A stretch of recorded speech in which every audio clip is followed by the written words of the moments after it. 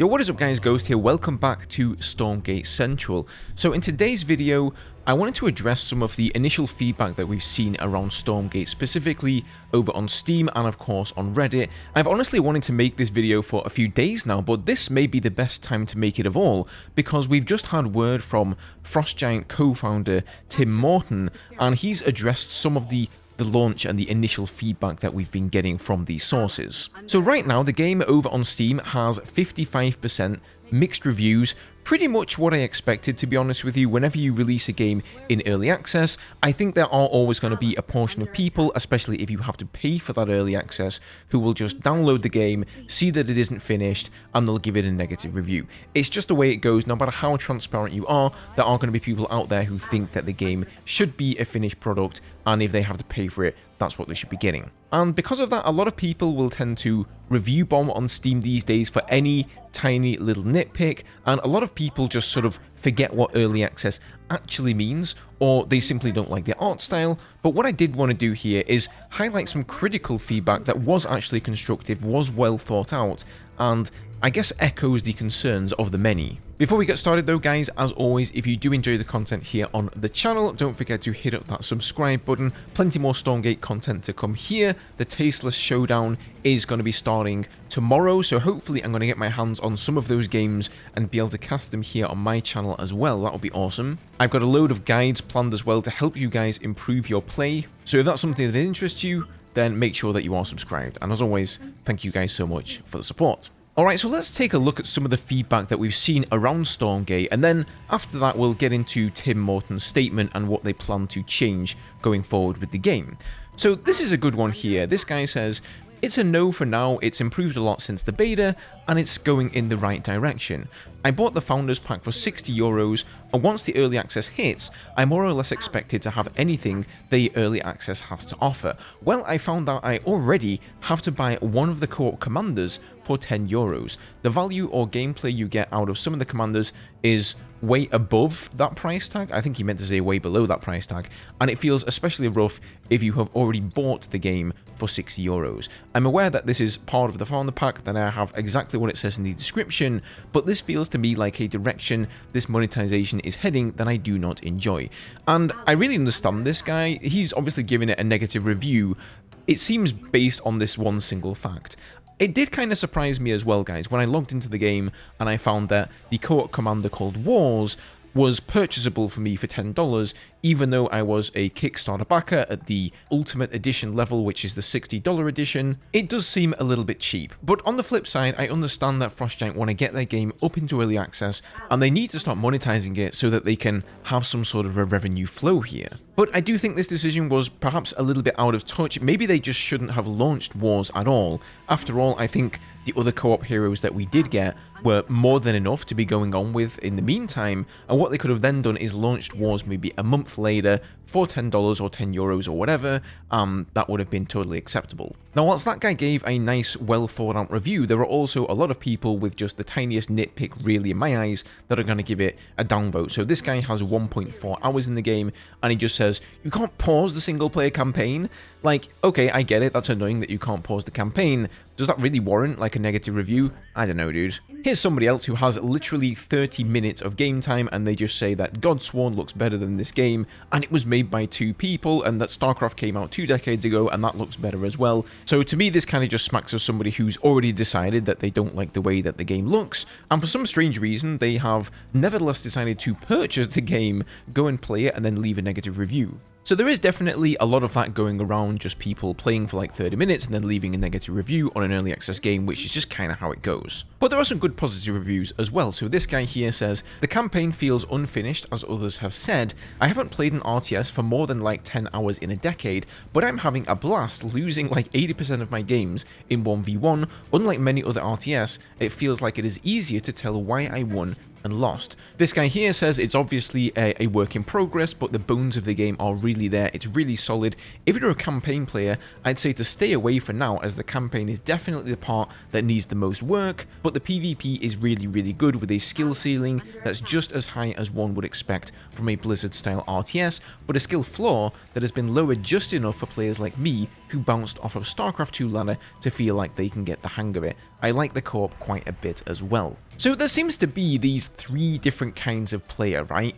If you are a PvP player and you want to jump into Stormgate and play 1 versus 1, all the people who are interested in that seem to be leaving positive reviews and having a generally good experience. And I think that makes a lot of sense because that is the part of the game that has been tested the most through the various alpha and beta tests. But if you're the kind of player who likes to play with your friends and you're not going to jump in 1v1, you're going to be jumping into co-op, there is definitely some fun to be had here, but again, you're going to have to purchase those co-op heroes to have any fun with the game. So if you have no interest in the 1v1 mode and you just want to play co-op with friends, well, I suppose it's debatable how much is that worth to you. And is that mode fleshed out enough at the moment? Does it offer enough gameplay to make those co-op commander purchases worth it? But then there's also the PvE player, right? They just want to buy an RTS game, they play the campaign, and that's it, they're done. And I think that the majority of these negative reviews are coming from those players. And I do have to agree with a lot of the negative sentiments here about the campaign, and in terms of gameplay, I thought it was pretty okay. You know, it was nothing groundbreaking to me, but I still enjoyed my time there, and interestingly, I felt like Chapter 1 was far more interesting and innovative than Chapter 0, so it's almost a shame that the people who are going to experience that free chapter get like the lesser experience. But there's clearly a lot of things that are unfinished here in the campaign, just like other areas in the game, namely of course the cutscenes that are done in-engine, so you've got these character models that are supposed to be viewed from above, and now the camera's swinging down really up close to them, and well, they just don't look great up close like that. I've also seen a lot of sentiments around the storyline, the lore, and the voice acting being kind of cliche and not really too innovative either. I agree there are a lot of similarities to Warcraft 3 The Frozen Throne for anybody who has played that campaign, and maybe the reason they're doing that is because, I mean, that was over 20 years ago when that came out, so whilst I had that experience in that RTS campaign as a child, maybe there were lots of people going to be heading into Stormgate where that story is completely brand new for them.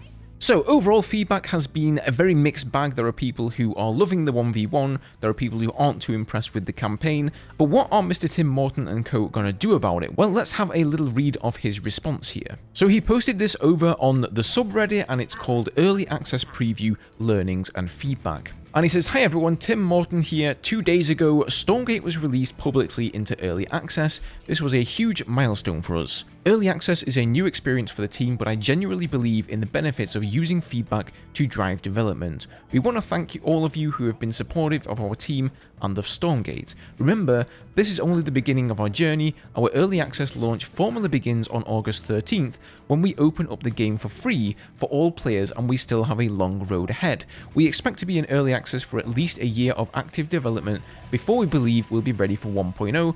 That won't be the end either, as we plan to release new stories and more content for years to come." I have to say, I'm a little bit apprehensive about the game going free to play on August 13th. This could go one of two ways.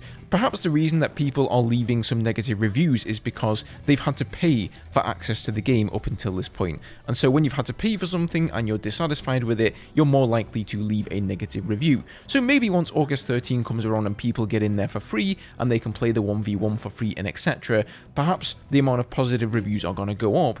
On the other hand, once you open the game up to anybody and everybody, it could certainly go the other way. So I am keeping my fingers crossed for the team. So he continues here saying, "Here are a few highlights we'd like to share after our preview release." So there was a very stable launch with 98.6% uptime for the servers. That is actually pretty good, especially for an early access game. A lot of the time the servers can be laggy, sometimes the servers go down completely, and that certainly wasn't the case for Stormgate, so that's really good. Campaign is the most played mode. I covered this a little bit in my video yesterday, but over half of the people experiencing Stormgate in the first 24 hours, they played the campaign. So since that's the least polished, the least finished version of the game out of 1v1 and co-op, it's no surprise really that a lot of people took straight to Steam and decided to leave a negative review based on only that. But he does say they will be dedicating a lot of time to improving the campaign in the future. More playtime equals more fun. We found this interesting, though it may seem obvious, but Steam reviewer data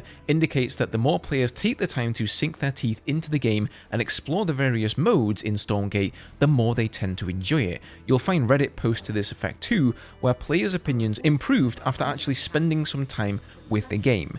I really relate to that. This was my experience when I first got into whatever beta test or alpha test I started with, it wasn't love at first sight. You know, I didn't just fall head over heels for the game. It took me a little bit of time to get into it and just see the skill depth and what this game had to offer. And I guess that's a pretty similar experience for a lot of people I've spoken to as well. Okay, so moving on, he's addressing the hero stuff here. So he says, some of our most dedicated supporters expressed disappointment when they saw that we had a hero available for sale on day one. We tried to make the content in our Kickstarter bundles clear during the campaign, but we understand that many players looked at our Ultimate bundles on Kickstarter and Indiegogo as the path towards purchasing all of the gameplay content we'd have available for our early access release. We want our backers to feel rewarded, so as a thank you, we will be granting the next paid hero we release to everyone who backed Stormgate on Kickstarter or Indiegogo at the Ultimate Founders Pack tier and above for free.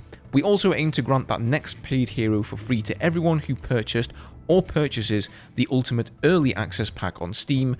Please note that this process will require additional engineering work, and it may be something we have to fulfill after the release of that hero. And why not Wars, some of you may be asking? Well, the reason is that some people have obviously already purchased Wars, and so it wouldn't be fair to those people if they then just gave it away for free to everybody who had the Ultimate Founders Pack. So that's really nice. I think that shows good faith in Frost Giant. I think they understand the frustrations there, and hopefully it's something they learn from going forward.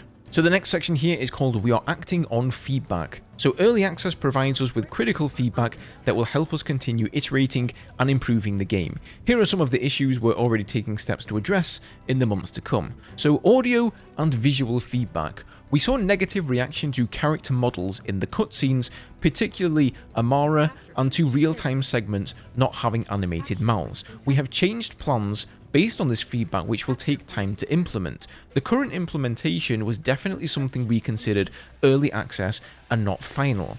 We heard feedback around inconsistent audio levels, repetitive announcer lines, and spammy unit response lines. These will be improved. Some players dislike our stylized art direction, and as I noted in our last AMA, we are going to continue to refine our look, but we are committed to a stylized direction, and we think it's the right creative choice for Stormgate. So if you're somebody out there who is sat waiting for the art style in the game to change, it's not going to change. They can't please everyone at this point, and whilst there are a lot of people who dislike the art style, it is what it is, and the game is going to stay the way that it is. Although it will see obvious, visual improvements over time. So customizable hotkeys, this was another big point of contention here. You can't actually change all of the modifiers, like you can't change shift and you can't change control. And he says here, these are coming, though implementation in Unreal takes time. This will include fully rebindable hotkeys, including adding support for modifiers. So I believe the reason that they couldn't really change the hotkeys too much is because they were still working on the UI of the game up to the last second, and apparently you can't mess around with all of the hotkeys until the UI is 100% done and set in stone. So the next section is all about campaign improvements. So he says we'll be adding a pause function to the campaign. We're also beginning planning for a save load system that will work in tandem with our existing checkpoint save system. The models you see in our cutscenes are the game models that were designed to be seen from top-down gameplay perspective. We're going to look at our production timelines and schedule production on animated faces and other improvements for our models sooner than originally planned. This is significant work for the team, but we understand that many players feel the characters in our cutscenes are a critical part of the campaign experience. So it sounds like they had this planned, but they're going to sort of prioritize it a little bit quicker than they had originally thought. Okay, so next up is financial projections. A lot of people have been saying that the company's kind of screwed now and that they're not going to make enough money and that the game's going to be dead in the water on release. So he says here, I read the thread where someone tries to project Frost Giant's possible financial outcomes. Those projections were wildly inaccurate. Like any business, Frost Giant needs to make products that people decide to purchase in order to succeed. We're trying very hard to do that, and we're grateful to be well funded relative to most startups, including many who never get to see their game in players' hands. We are encouraged by how the game is performing during this limited preview period. The feedback we're getting, positive and negative, will help help us make the next great RTS. We look forward to opening Stormgate to a wider audience and getting more valuable feedback when we open up the game for free to everyone on August 13th. Everyone at Frost Giant is deeply grateful to the community who support Stormgate. This game is our passion project and we are continuing to work hard to make it shine. Your feedback is tremendously valuable. We are listening.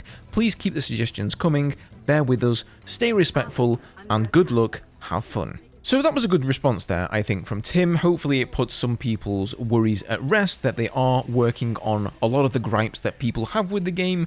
I do feel it's a bit of a shame that the very portions of the game that are monetized, aka the co-op mode and the single player mode, if you come into this game solely for those modes and you have to pay for them, this is the experience you're having right now, really, I fully understand people leaving a negative review. For myself, and maybe some of you guys, we're more in it for the 1 versus 1, and so we see the game as a worthwhile purchase of $60, even though you don't need to purchase it at all, for all of the hundreds of hours of 1 versus 1 action that we're going to get out of it. But I totally understand for people who just want to play the campaign, or they just want to play co-op, that they feel like they've been somewhat underserved. Guys, as always, let me know what you think down in the comment section below.